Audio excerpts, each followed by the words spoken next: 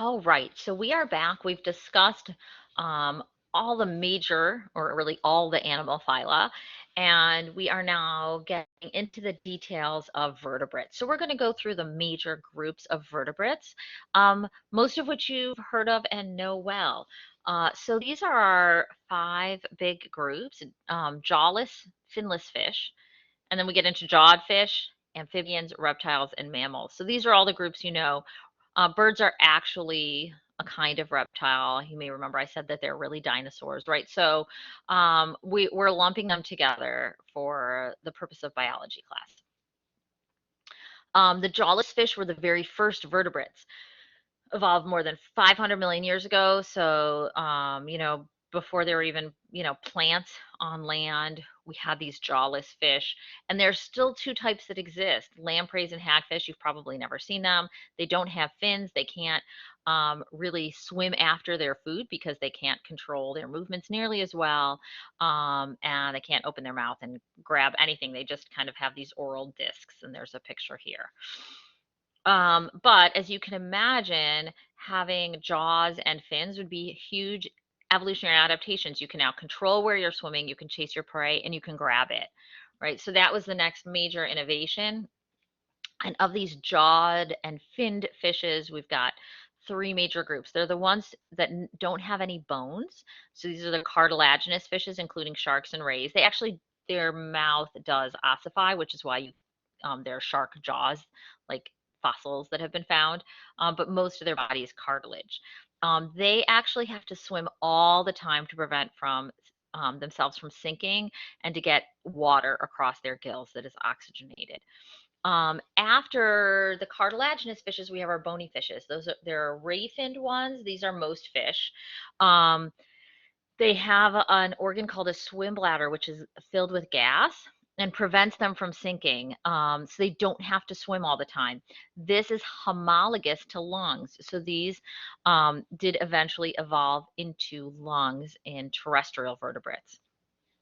Um, and then we have the lobe-finned fishes. These also have a swim bladder, but they have sturdy fins on the bottom of the underside of their body.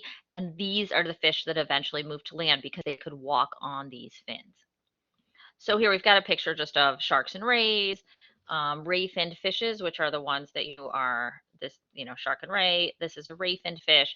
And then here we've got a lobe-finned fish on the right, and you can see he's got, this fin on the kind of on the bottom they can walk on. So moving to land was then the next big step for vertebrates. Um, it wasn't as occupied, lots of other organisms in the water, more competition for habitat and for food. So moving to land was a good move, but there were some challenges. Just like when plants moved to land, they had to deal with things like gravity. Animals had to do the same thing. So the first thing was lungs had to evolve, right? So that swim bladder and the air sacs that are in ray-finned and lobe-finned fishes evolved into lungs so that they could breathe air instead of requiring water to pass over their gills. You have to withstand gravity. So a backbone was necessary to transmit your body weight. This rigid backbone is also in these fish, ray-finned and lobe-finned, but a cartilaginous back would not have been able to withstand that. Four sturdy legs. So those fins evolved into legs. And there are fish that can walk on land and breathe air for short periods of time. And so you can see how then being able to extend that time would be an evolutionary advantage. You could just hang out on land forever.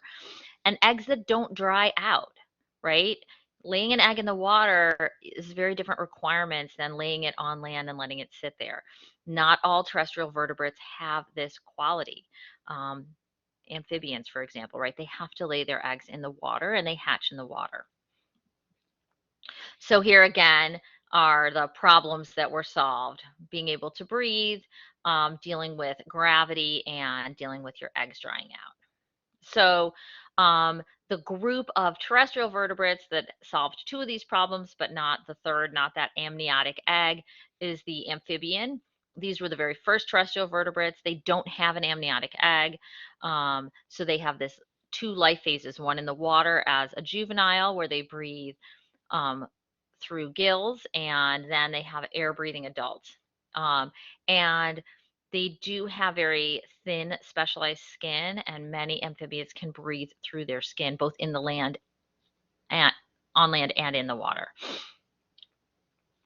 Our next group of terrestrial vertebrates to evolve was the reptiles, dinosaurs, including birds.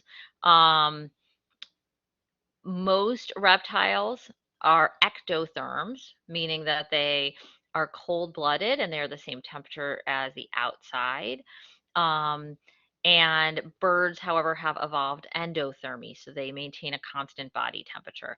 Reptiles were the first lineage to have an amniotic egg. So this is an egg with a shell that has membranes in it that allow gas exchange, but it doesn't dry out. Like the embryo inside won't dry out. And then our last lineage is mammals. So mammals are defined, as you probably know, by having hair or fur and mammary glands, which produce milk.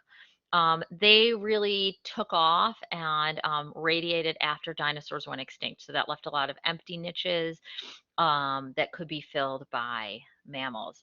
Mammals can run faster than reptiles because the legs are underneath them instead of going out to the side. If you look at a crocodile from the top, if this is its basic body shape, the legs go out and they kind of have to go back and forth to run.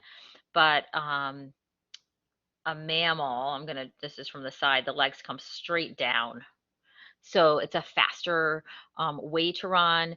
That increased speed, though, required an increased metabolism. So remember, mammals have a different kind of red blood cell without a nucleus, so it's more efficient at carrying oxygen. The endothermy, or maintaining this internal temperature, evolved independently in mammals. So birds and mammals are not closely related. We both evolved that trait of endothermy, but separately. It is not homologous. And then the three lineages of mammals are the monotremes, which means they lay eggs. So that's a platypus and echidna.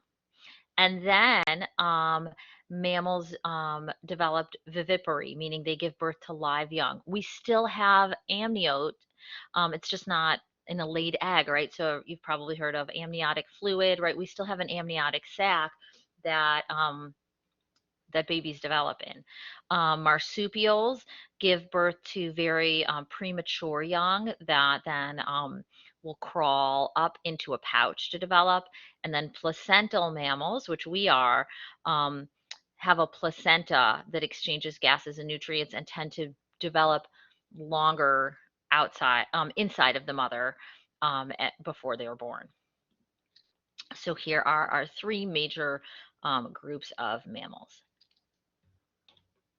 And that is it for our run through the diversity of animals. And we will then move on to our next lecture.